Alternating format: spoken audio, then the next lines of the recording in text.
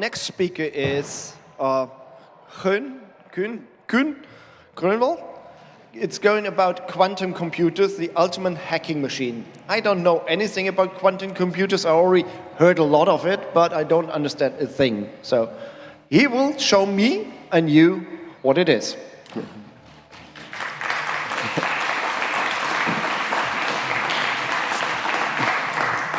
Yeah, thank you very much, and amazing to have you guys here in between all the fire shows and other cool things. So I promise I will make this worth your while, because you will actually go home with some very cool knowledge about quantum mechanics, what it really is, quantum computers, how they can hack stuff. And I think I'm here for quite a challenge. First of all, because there's a lot going on in the background, but also because I want this to be an interesting talk, whether you have a bit of knowledge about quantum computers already or not. So maybe you can help me a little. Could you raise your hand if you have literally never heard of anything quantum, if this is completely new to you? Can I see some hands? Oh, no, nobody. Some people that might be on the edge. Who knows a little bit? Who might have read an article or followed a short course? That's most of you. Excellent. And who feels like you're sort of you know quite a bit about it? You might not be an expert, but you have read at least a little bit, maybe followed a more advanced course. A couple of you. Okay, that's excellent. I will mainly do a basic introduction, but if you want me to go any further or so, give some more advanced, answer some more advanced questions, I'll be open for questions at the end. And we also have a quantum village just behind the food court where you can walk in all day. We have quantum experts there that you can ask anything, but this is a fantastic basis before you come there. So who am I? I'm Koen Groenland. I work at the University of Amsterdam, and my background is really in the academic side of quantum computing. I did a PhD at Qiskit, specifically on the topic of near-term applications that we could do on very small, tiny quantum computers with maybe 10 or 100 qubits like we have today. Qiskit is not a startup, it's a research institute. So we turn government money into academic papers. And right now, for the past 5 years, I worked on what we call valorization. That's a term we use when we make academic knowledge practical, when we move that to startups, to developers, to end users that will actually use our knowledge, hopefully in a good way. And what I want to tell you about today, it essentially has 3 parts. So if you fall asleep somewhere, at the next part you can wake up again. I first want to tell you what the heck this quantum mechanics, what this quantum stuff is. And I also want to go into, I think, a very interesting topic. We're going to talk a lot about Lucy, the cat, who is going to conduct a very scary experiment. She is going to be Schrödinger's cat. And we'll see very soon how that works and also how we can program something using a Python package and make a simulation of Schrödinger's cat. And lastly, I want to tell you about the impact on encryption. So I want to tell you exactly why quantum computers are kind of scary when it comes to internet security. I'm definitely not telling you everything about quantum computers. If you want to know more, I recently published a book about this, and it's under a Creative Commons license. So you can read it for free at this website, introtoquantum.org. I will show a QR code at the end. So let's get started. I need to tell you what the heck quantum actually is. And for that, we need to go back to the start of the previous century. So around the 1900s, physicists were optimistic. We had kind of solved every problem there was. We figured out electromagnetism. We had Maxwell's laws. We had figured out kind of forces, how to build bridges, how to build tall buildings. There were very few open problems left. It just turned out that there were a few of these open problems that we just couldn't solve until a couple of really smart people started looking at them. The godfathers of quantum mechanics, people like Planck, Einstein, Bohr, Schrödinger, and many, many others. And they started looking at the physics of very tiny, tiny particles, like atoms or electrons. And where physics is really good at predicting, for example, if I kick a ball, how it will fly. We can calculate it very precisely. That physics, what I call classical physics, does not work for an electron at all times. Sometimes we need a new type of physics, that's quantum mechanics. And that's really needed when we look at very tiny particles. And this knowledge was extremely useful. It took us many years to develop it, but in the end it allowed us to build, for example, MRI scanners, or LED lights, or the transistor. Like, building those really relied on knowledge from quantum mechanics. So that's cool and everything, but I want to talk about what I think is perhaps an even more interesting revolution, which is about quantum computers. We will now make machines, computers, that will use quantum mechanics to store and manipulate information. The information itself will be quantum mechanical, and I'll show you in a bit how that works. But first, let's look at some pretty pictures. This is an example of a quantum computer, the type of computer that IBM and Google are building. And what you see is actually a very large fridge, because the purpose of this thing is to cool stuff, especially at the bottom, where you will have like a silicon chip. The purpose is to cool it down to almost exactly 0 temperature, or just 1,000th of a degree Celsius above that. So that's minus 273 degrees Celsius. And all of this is made to cool that thing down to such ridiculously low temperatures, yeah? It's suspended from the ceiling, so the top is kind of room temperature. It's about this big, so you can hug the whole thing. And it has layers. And as you go down to the next layer, it will cool it down to a next step, cool it down to a lower temperature. And all these other things are wires that connect to the qubits that might be at the very bottom to make sure that qubits do what we intend to do with them. For example, we might manipulate them or measure them. This is the picture that you will most often see. But if you walk into the lab at my university, at the University of Amsterdam, the quantum computer looks like this. It looks like a big table filled with optical elements. It's filled with lasers, little mirrors on a stick, crystals that can split beams of light in multiple directions, and especially a big vacuum chamber. And there we can isolate individual atoms, we can move them in space, we can maybe create a cloud or so of 1,000 of them, and if we have them fixed in place, we can shine lasers on them and use all these individual atoms as qubits. Now, I haven't really told you yet what the heck this weird quantum mechanics is, so I want to start with maybe the simplest case. I want to start with a universe with almost nothing in it.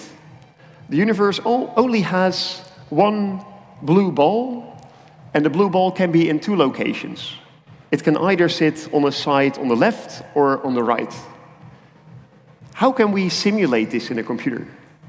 Well, I could make, for example, a list, right? I might use my favorite programming language, for example, Python. I create a variable that will be a list. And if this blue ball is on the left, the list will be like this. There'll be a 1 in the first entry and a 0 in the second entry. So I just put a 1 where it is. So if the ball is on the right, I have this list. It's 0, 1, so the 1 is on the right-hand side. Easy enough, right? And you might tell me, Koen, you can do that more efficiently with just 1 bit, but just bear with me. We will need this in a bit. Because sometimes we might run into a situation where we're not completely sure where the ball is. We might want to simulate a probability distribution. In that case, we don't really know where the particle is. It is somewhere. We just don't have the knowledge yet. And we can only describe the likelihood that we will find it in one of these 2 locations. How can you store that information in a list? Well, of course, we can store the probability distribution, right? We could store something like this. If there's 40% chance to find it on the left, it will be 0.4, and then automatically 0.6 on the other side. Of course, these numbers have to add up to 1. Now, in quantum mechanics, we have something similar. You might have heard that this particle can really literally be in 2 locations at the same time. And that's weird. When we deal with probabilities, we don't know where it is, but it is actually somewhere. We just haven't checked well enough. In quantum mechanics, this particle can really be at both locations at the same time. The future of the universe depends on it being both left and right. And this phenomenon, we call that superposition. And now, the real clue here, the real part of quantum mechanics is, how are we going to store that information? How are we going to store the state of this system, the state of the universe? And here is the first rule that we need. To store a quantum state, for every position j, left or right, we're going to store one amplitude, a sub j. So I'm going to need two real numbers. So it could look something like this. This position of the particle could be, well, 0.707 on the left, 0.707 on the right. And you might say, Koen, these numbers, they don't add up to 1, and that's correct. We'll get back to that in a bit. Actually, they don't have to be real numbers. They can be negative, and they can even be complex numbers. So they're a bit more general than just probabilities. So for example, this is also a valid quantum state. Here the amplitude, for example, 0.8 for it to be on the left side, is a little bit higher than the one on the right-hand side. And this again, this represents a quantum state. This is how we can store it and simulate it. Now you might say, Koen, that's weird. How can a particle be really in two locations at the same time? Well, if you look at chemistry lessons, you might have seen this picture of an atom, where there's a really, really tiny nucleus, and around that there's a cloud of electrons. Or maybe just one electron can form a cloud, which means that it is really at all of these infinitely many locations at the same time. I don't like infinity, so let's go back to our little world where we have just two positions. And here is again a quantum state that you will see a lot, right? This 0.707, 0.707. And then there's another weird thing. I never see a chair in two locations at the same time. I never see a table in two locations at the same time. And that is because whenever we look at something, whenever we observe something, we break the quantum superposition. Whenever we look at something, we automatically measure it. Whenever we obtain information from something, it is always a measurement. And when a measurement happens in quantum mechanics, then a single classical location j, left or right, is chosen at random. And all we know is the probability. We have to take this amplitude, this number a, we have to take the absolute value and then square it. And you might say, Koen, if you square something, that's automatically a positive number, right? Well, if it's complex, it's not. So that's why we have the absolute value signs. So I guess now these numbers make sense, this 0.707, because if you square that number, you actually get 1/2. So here you really have a 50-50 probability between both outcomes. So let's do that measurement. We're going to look at this quantum particle. What will happen? Bam! All of a sudden, one of these two states is chosen. And now it turned out to be the left one. But maybe the next time, it could have been the right. It's random. So then, just by looking at it, we have actually changed the state of the system. It has changed, because now it is actually 1, 0. Yeah, the regular state for the particle sitting on the left. So just to repeat, whenever we measure, one classical outcome is chosen at random, and we can compute the probability. Now, I can imagine that you're still confused, and I think that makes a lot of sense. Nobody gets quantum mechanics after, I don't know, a 30-minute talk. But I want to do a little experiment with you guys that I hope gives you some intuition. Let's look at this image, and I hope many of you will recognize this. This image actually has two women in it, an old woman and a young woman. I will try to point out both of them. If you want to look at the old woman, she has a very long face. This is the chin, all the way down here, the mouth, the nose. This is the eye. So I hope everybody sees the old lady. Is there anybody that does not see it? Oh, let me try it again. So here's a chin, a mouth. This is the nose. This is the eye. Above that is a bunch of hair. I hope that makes sense. There's also a young lady, and she's actually facing away from us. So here, you see her eye and her nose in the middle of this. And this is her chin. And here's her ear, and she seems to have like a sort of an ear bell or so. I hope you see both of the images. And the interesting thing is I cannot see both of them at once. I can look at the image, and my mind can wander between the two. I can sometimes see the old lady and then the young lady, and I would like you to do this with me. So you jump between the old lady, young lady, old lady, young lady, and I want you to do this, and then I'll count 3, 2, 1, and at 1 you're going to close your eyes and think about what you saw last. Was it either the young lady or the old lady? So do this with me. You see either the young and the old lady, they're alternating, and I'll say 3, 2, 1. Close your eyes, please. Think about what you saw last, and you can open your eyes again. And can I see the hands of those that saw the old lady last? Oh, that's great. Roughly half of you. Who saw the young lady last? Ah, that's great. That's 50-50. Of course, this is not quantum, but it is very similar to what happens when we do a quantum measurement. There's really 2 ladies in this image. Just like a particle can really be in 2 different states, really at the same time. And when we make a measurement, half of the time you'll see one outcome and half of the time you will see the other. So far, so good. You've now learned about the simplest quantum system, and I will call this a quantum bit, because this left-right system can store exactly 1 bit of information, at least classically. Now, what if we have 2 particles? There are now 4 different classical outcomes, right? I'm going to assume that this blue particle can be in 2 different locations, the orange one can be in 2 different locations, and they don't interfere or so. So there's, as you can see, 4 possible outcomes, and again, I want to generalize this to a quantum particle. So how are we going to simulate this in a computer? What sort of list should we write down now? Well, it's going to be a list with 4 elements, and we're going to have an amplitude for all of these 4 possible outcomes. So this is one possibility. It could be 0.5 amplitude corresponding to all 4 of these options. And again, the probabilities don't add up to 1.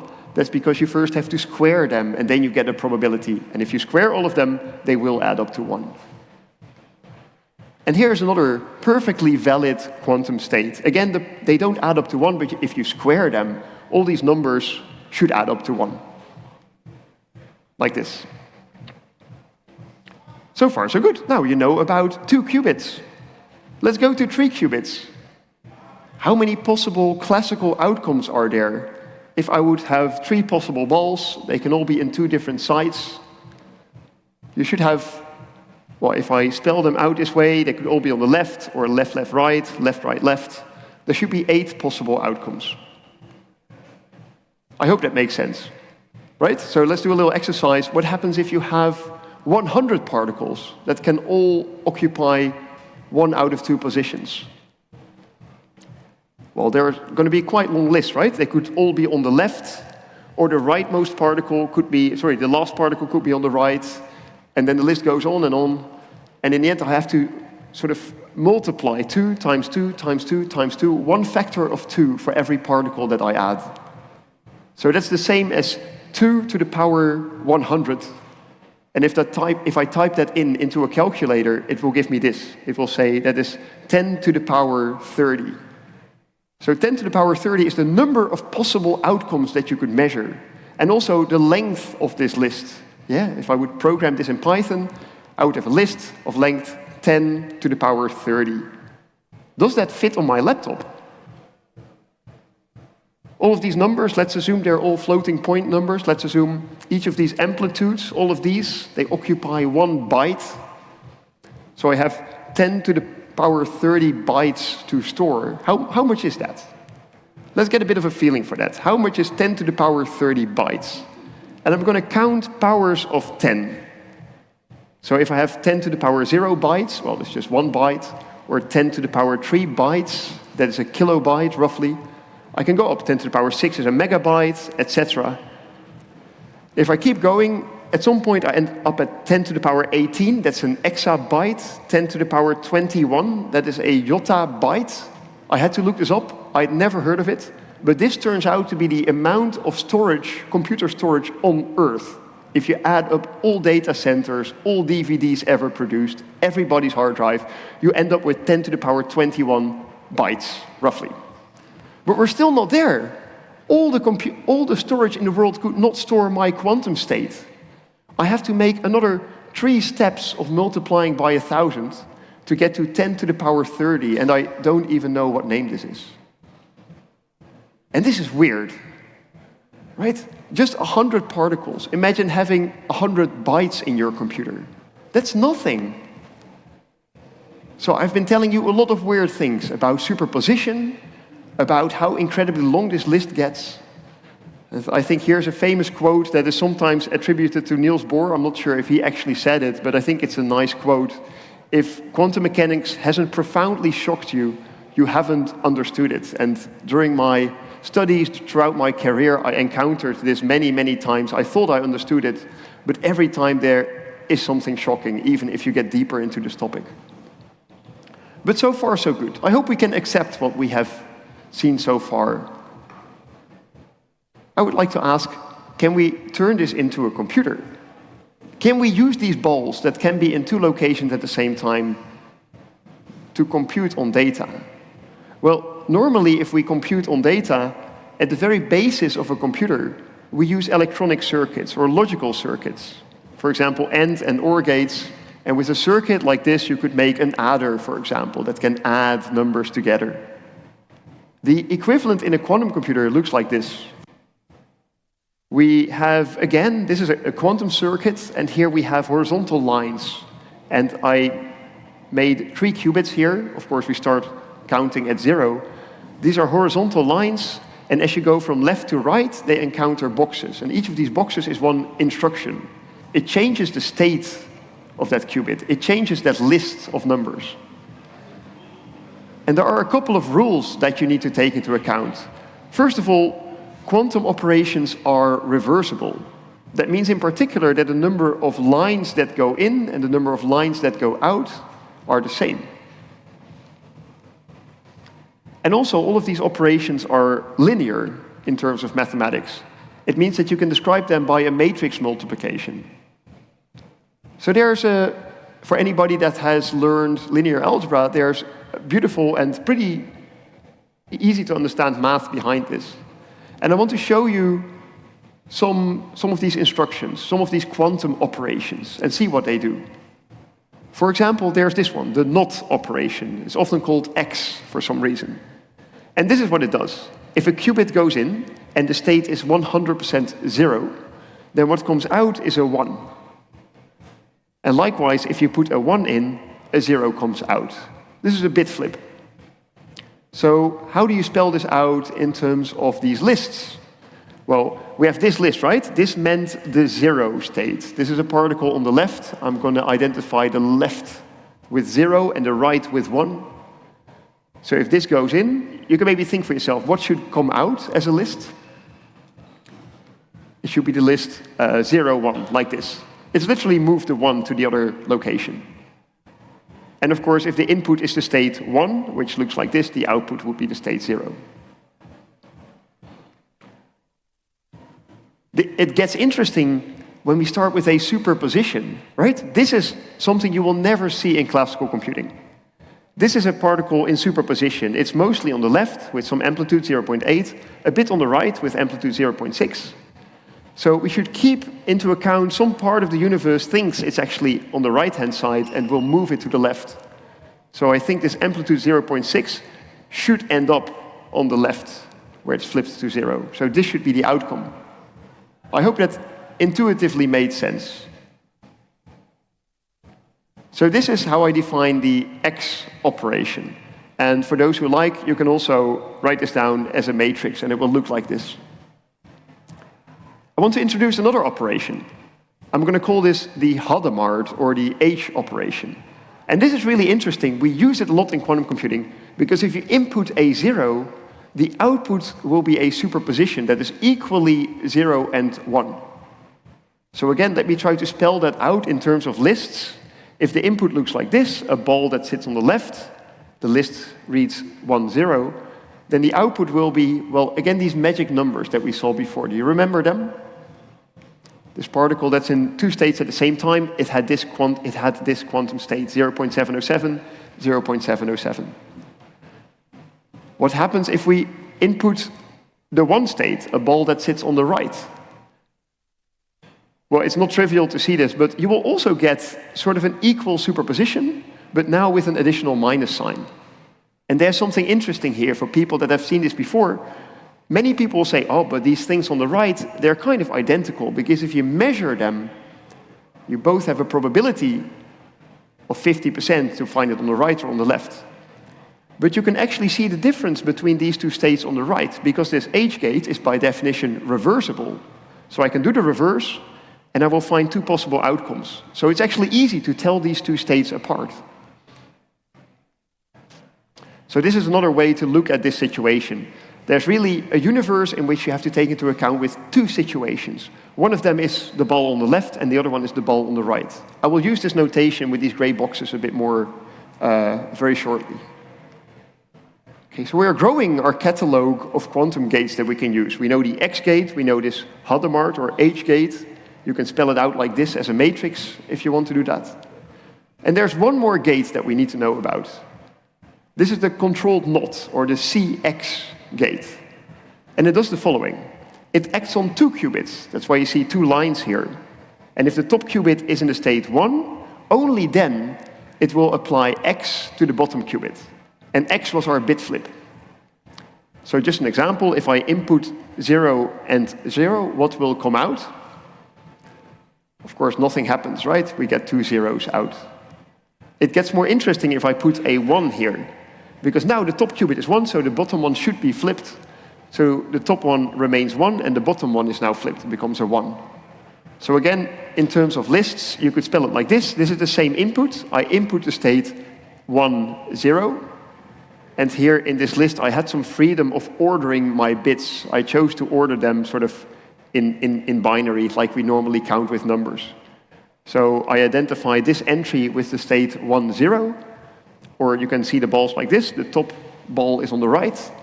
And of course, the output should be like this, right? It moves the bottom qubit, it flips it. So this is the output. Again, a list, but now the 1 is at a different location.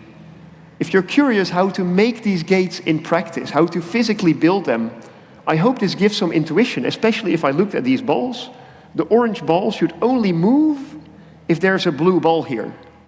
So I hope you could imagine that these are qubits that I can bring together, and for example, if they are electrically charged, this blue ball might interact with this orange one and move it sideways or so. Now it gets really interesting if we start with a superposition. For example, with this one. I want to start with a state where the blue ball is both on the left and on the right at the same time. And as a list, it looks like this. The first entry is filled, it's 0.707, and the third entry there is filled. What will be the output here? What will be the output of this gate? Well, if I follow this correctly, in the left situation here, where the blue ball is on the left, nothing will happen. But in the second situation, where the blue ball is on the right, it will take the orange ball along with it. So what you see on the right-hand side should be what will be the outcome. The balls are either both on the left or on the right. Or if I spell that out as bits, it should be 0, 0, a bit, and also a little bit 1, 1. This is actually an interesting state to look at. Something weird is going on here. Because if I would find the first, if I measure the blue qubit and I find it on the left, it automatically gives me information about the orange, the other bit. If I measure the blue ball on the left, automatically the second qubit has to be on the left as well. I hope that makes sense. There's a whole story behind this. It's called entanglement, but that's a story that I want to tell another day. Let's go back to our catalog of quantum gates. We now have 3 different gates. This X, which is a bit flip, it flips between 0 and 1. We have this H, which could create superposition. It moves a 0 into 0 and 1 at the same time. And there is this CX, which looks at the top qubit and then flips the bottom qubit. So that was my short intro to quantum. We now know what a quantum ball does, what the properties are, and how we can use them as a qubit. And that brings me to another interesting topic. Can we use this in programming? And for this, I actually want to tell you something about Schrödinger's cat and a little experiment that physicist Schrödinger thought of, where he said, this whole superposition business, that's a bit weird, right? I can believe that an electron is in two locations at the same time, but can I make it bigger? Can I put a chair in two positions at the same time? What if I try a living being? What if I try a cat? Can I force a cat to be dead and alive at the same time? So he thought of this experiment. He took a special kind of radioactive matter and he put it in a vial. And this radioactive stuff works so that the atoms in here can radiate. They can emit a lethal photon. And if the photon hits the cat, it will die. But these atoms, they are quantum mechanical particles. They both emit the photon and they don't emit it at the same time. And during this experiment, we cannot observe it. We don't want to measure. So I've brought a box that is perfectly isolated. No information can go in or out. Really, it's a really good box. So I'm going to put my cat in there and also this radioactive matter. I will close the box. No information can go in or out. And now, after about 10 seconds, these atoms have radiated their radiation. They emitted the photon that will kill the cat, and they did not at the same time. So that means the cat is also dead and alive at the same time. It's really at the same time. Even God does not know what it is. Until you open the box. As soon as I open the box, it's like a measurement. I could notice what has happened. So now it's in a superposition, but as soon as I open it, the measurement takes place, and now the cat is either dead or alive. And in this case, I see a very happy cat. It's still smiling. It still looks good. But of course, we're physicists. We're going to try this experiment again. So I'm once again going to take this vial of radioactive matter, put it in there together with the cat. I'm going to close the box. I'm going to wait for a few seconds until the atoms have both radiated their radiation and not. So it's now in a superposition of dead and alive at the same time. And once you open the box, the measurement takes place, and I'm afraid that now the poor cat did not survive this experiment. These are cute little plushies that you can buy that flip between a dead and alive cat, just like Schrödinger's cat. They're dead and alive at the same time. Okay, so far so good.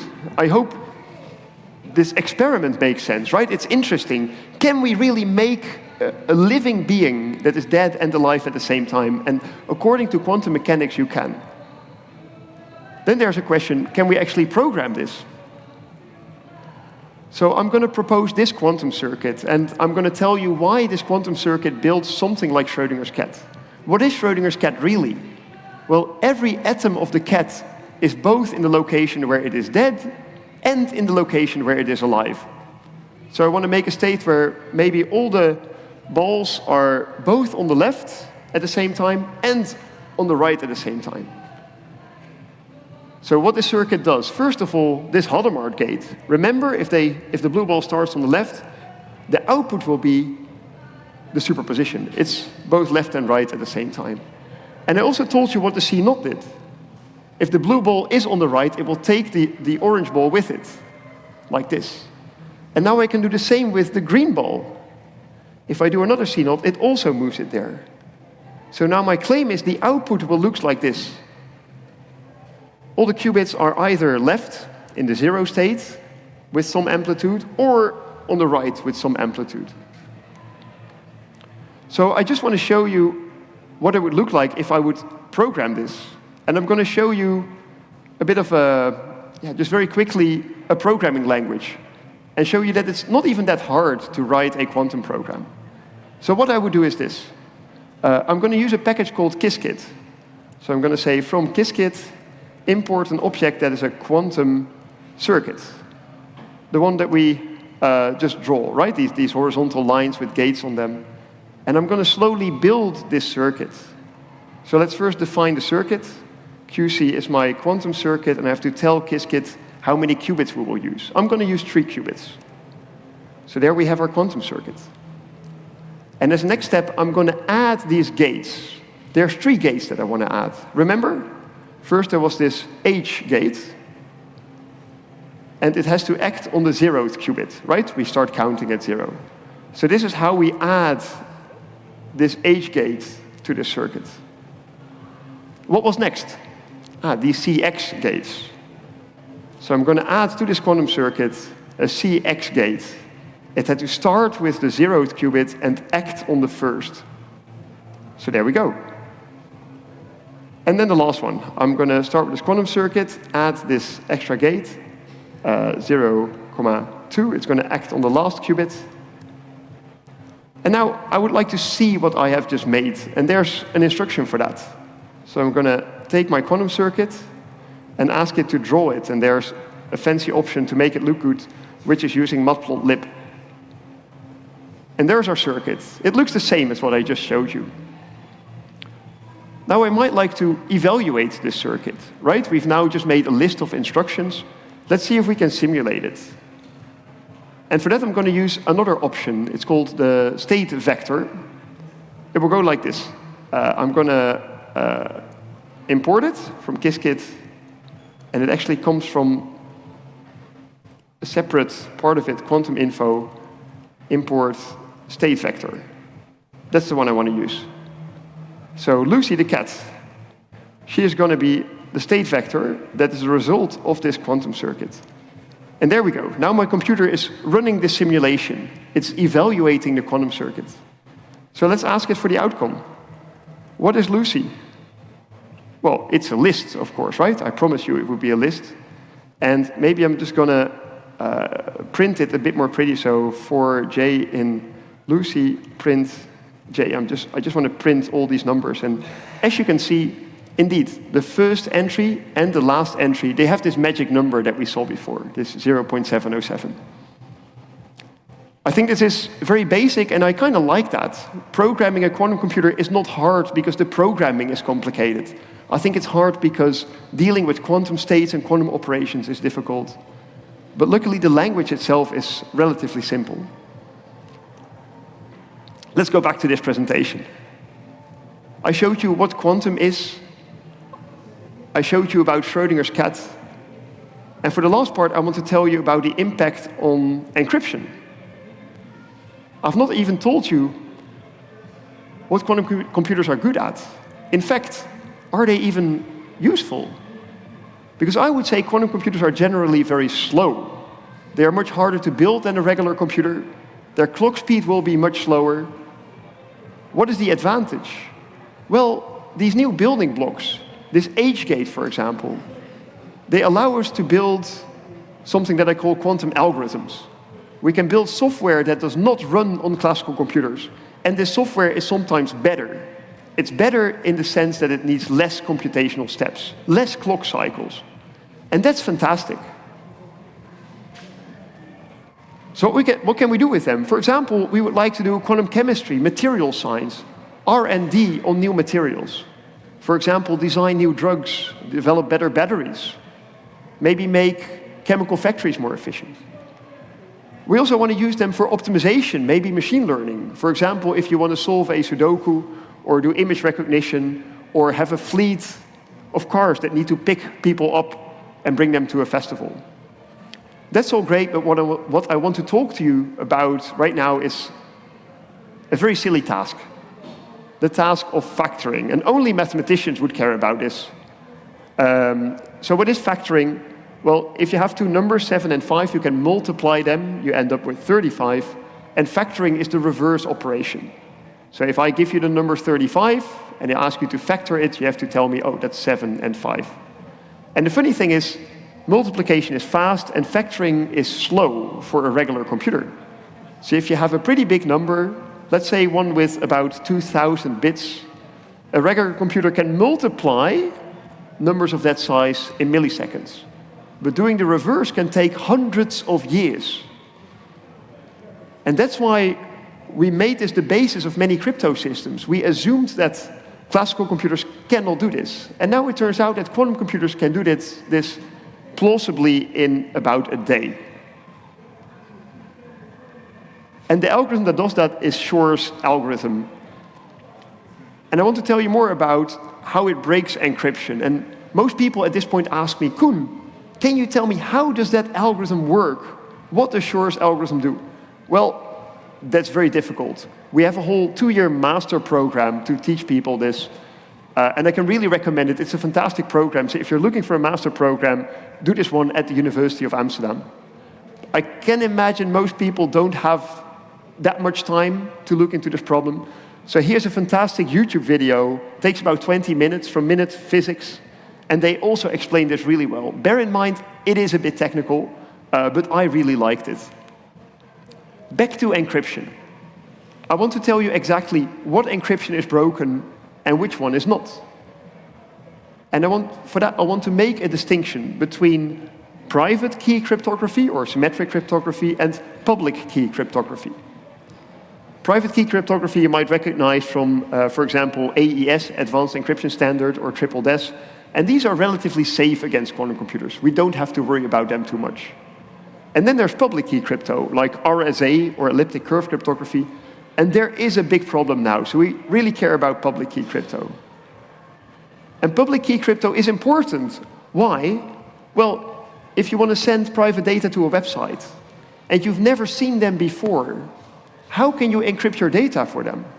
Or if you receive a software update from Microsoft, and you just receive data out of a wall, how do you know that really came from Microsoft and not from some hacker? So this is why we have public key crypto. And public key crypto works in a really cool way. It's kind of amazing that this even exists. In public key crypto, we have 2 keys. A green one, I'm going to call it a public key, and a red one, a private key. And in this situation, Alice wants to send a message to Bob that should be encrypted. And we're going to use only Bob's key. So Bob can generate the green key and the red key. The public key, the green one, he can just share anywhere. He would, for example, put it on his website. And when Alice wants to send the message to Bob, she would look on Bob's website, look at the public key, and use that to encrypt the message. That message can then safely be sent. Nobody on the internet can read it, except Bob. When he receives it, he has his red key that he can use to decrypt the message. Now, how would quantum computers break into this? What would be the impact of this on the regular internet? Well, let's look at what happens when you visit a website. It's the following. You will first do a key exchange with the server. So in this case, Alice, that will be me visiting a website. I'm going to choose a random number, and I want that to be the key we're going to use for symmetric encryption. So Alice will choose a random session key, K, and she will encrypt it using this public key system. So she's going to ask Bob for his public key, she's going to encrypt the session key, and that results in a ciphertext. And this ciphertext she can safely send over the internet. We call this the encapsulation. And then when Bob receives it, of course, he can decrypt that key. So he retrieves K, and from there on they're happy, they both have the same K, and they can keep using that. What would a hacker with a quantum computer do? Well, first of all, starting today, you would store all the traffic between Alice and Bob. Whether that's possible is dubious. Some larger powers might actually do this. And as soon as you have a large quantum computer available, it's straightforward to take Bob's public key, remember you just found that on his website, and you can compute the secret key. And with the secret key, you can do everything that Bob could do previously. So again, you only saw the ciphertext, the encapsulation, but you can also decrypt it. You also find this key K, and from there on, all the communication between Alice and Bob, you can decrypt that. Similarly, public key crypto is used to sign software. And again, if you find the secret key, you can also sign software. For example, you could sign updates sent out by Apple, Microsoft, whichever. So that's a big problem. Let me just skip over this because of time, because I just want to drop this. Post-quantum crypto, that's what I think is the best solution. We have cryptography that's secure to both classical and quantum computers.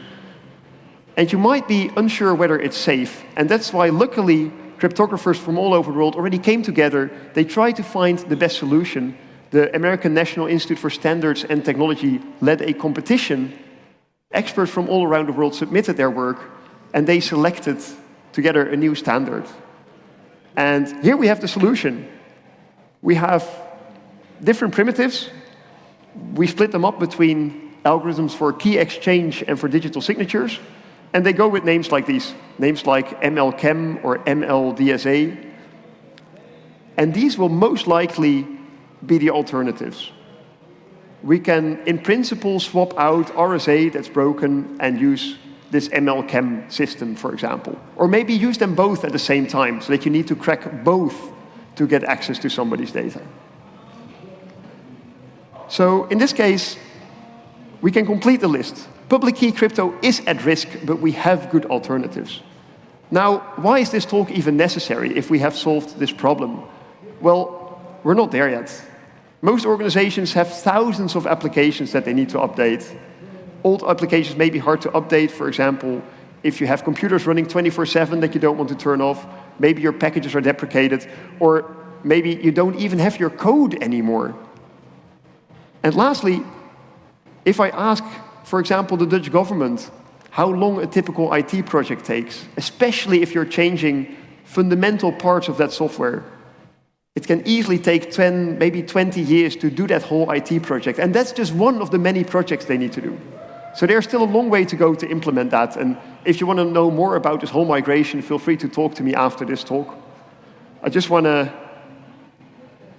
leave it here. You've hopefully learned a bit about what quantum mechanics is, how we can program Schrödinger's cat, and also that we urgently need post-quantum crypto. And if you want to know more, please drop by at the Quantum Village. We have many more to tell you, and you can play many, I think, very cool games. And I also welcome you to check out the book. That's free to download as a PDF. I also appreciate if you buy them physically, which should be possible in Europe easily. And I just want to leave you with this comic, and I'm open for questions.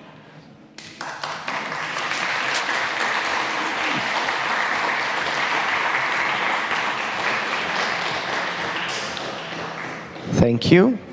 There's a mic for questions.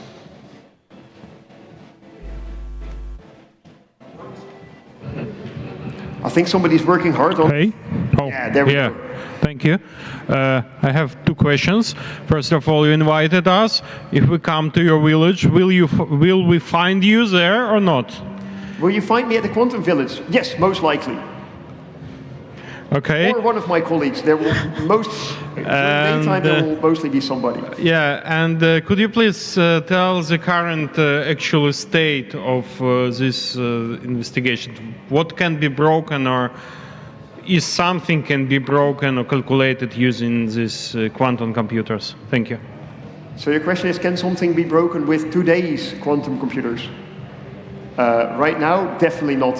I sometimes see news articles where maybe Chinese scientists have cracked, have maybe factored some number, but today's quantum computers are definitely not good enough. They will need error correction at a serious scale, which is really hard to do, and we expect that we need about 1 million qubits or so to properly do that. We currently can build up to like 1,000. Next question, please. Yes, hi. Thank you for the amazing talk. That was really clear. I have a question about your quantum computer. If you have a superposition of some number of qubits, and they've done their calculation, how would you actually read out the answer? Because then you break your computer. That's a very good question. Yeah, you mean the end result? The end result could be a large superposition of things, so the outcome is random again. Yeah. That's a great question. If you have a quantum algorithm, a good quantum algorithm will create a state in the end that has a very high amplitude on one outcome. So with very high probability, you will measure the correct result. And if you don't, then the algorithm is not a good algorithm. Thanks. Hello, thank you for the lecture. Have any of the post-quantum algorithms, encryption algorithms, been implemented in somewhat popular open source software like OpenSSH? Have post-quantum crypto algorithms been implemented in OpenSSH? Yes, definitely. I'm not sure about OpenSSH, whether it's in the main fork, but for example, Google Chrome already uses, I think by default, a hybrid between this MLChem and conventional elliptic curve cryptography for key exchange. And the signal protocol also supports it. And probably many more examples that I don't know.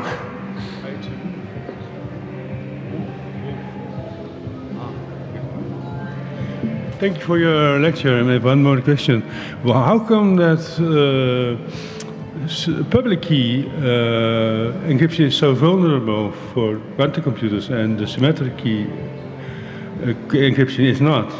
How come? What's the difference? Why is that so? The difference is so big.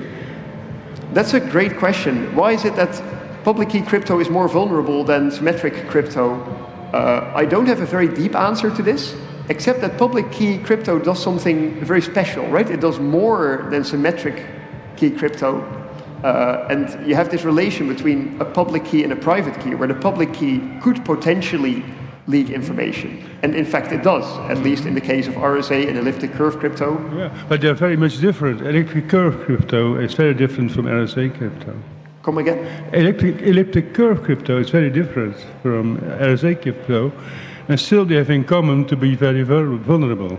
Ah, yes. It's interesting that both RSA and elliptic curve crypto are both cracked by a quantum computer by essentially the same algorithm, Shor's algorithm. And I guess under the hood, they kind of rely on the same generalized problem, the hidden subgroup problem, which is what Shor's algorithm solves. But indeed, if you just look at them from at first phase, they seem completely different problems. Yeah. Okay. Thank you for your answer. Yeah. Any more questions?